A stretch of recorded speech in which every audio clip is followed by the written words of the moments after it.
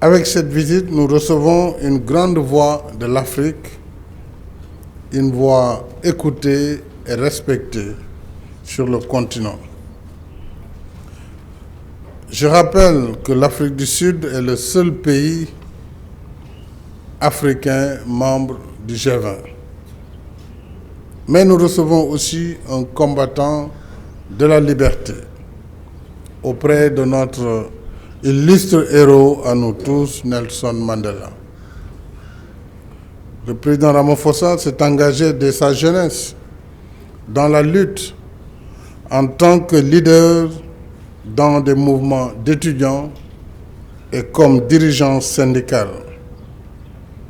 Il a fait la prison parfois dans l'isolement total pour la lutte contre l'apartheid. Je voudrais saluer son parcours et rendre hommage à tous les héros de la lutte anti-apartheid. C'est une lutte que notre pays a portée solidairement au plan diplomatique, intellectuel, culturel et artistique. Ceux de ma génération ont grandi en dénonçant l'oppression contre le peuple sud-africain et en chantant que l'apartheid était un crime contre l'humanité.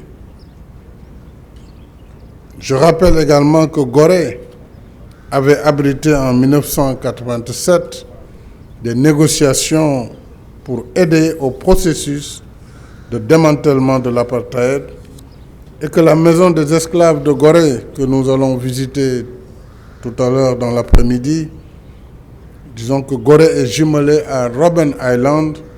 Robben Island qui était l'île qui a vu le président Mandela séjourner plus de 18 ans dans Robben Island comme prisonnier politique. Et donc ces deux îles sont aujourd'hui jumelées. J'ai remercié le président Ramaphosa pour sa brillante participation qui a contribué à la qualité des débats du Forum de Dakar sur la paix et la sécurité, et surtout pour sa visite officielle qui témoigne de la qualité des relations entre nos deux pays et bien entendu de nos relations entre nous, puisque nous avons l'habitude de travailler ensemble sur les questions d'intérêt commun pour le continent. J'ai également exprimé au président Ramaphosa ma satisfaction pour la qualité de notre coopération bilatérale, coopération qui porte entre autres sur le transport aérien, la promotion et la protection réciproque des investissements, la défense, l'agriculture, la culture et les arts, ainsi que l'exemption de visa pour les passeports officiels.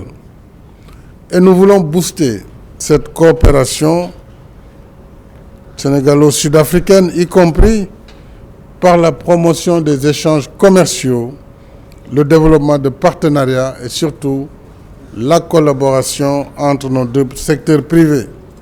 Et c'est le sens des accords signés tout à l'heure entre nos deux délégations. J'ai rendu hommage au leadership du président Ramaphosa, non seulement pour ses performances au plan national, mais aussi pour ses efforts à l'échelle du continent et au niveau international. Je l'ai félicité en particulier pour sa contribution appréciable à la riposte anti-Covid-19 dont il est le coordonnateur pour l'Afrique. Pour terminer, notre entretien a aussi porté sur d'autres sujets, notamment économiques, que nous avons d'ailleurs abordé hier dans un déjeuner de travail en marge du Forum de Dakar et que je compte porter au cours de mon prochain mandat à la tête de l'Union africaine. Monsieur le Président, je voudrais aussi vous féliciter pour la distinction de docteur honoris causa qui vous a été décernée hier par l'Université Cheikh Anta Diop de Dakar. Thank you very much, dear brother Cyril, and now the floor is yours.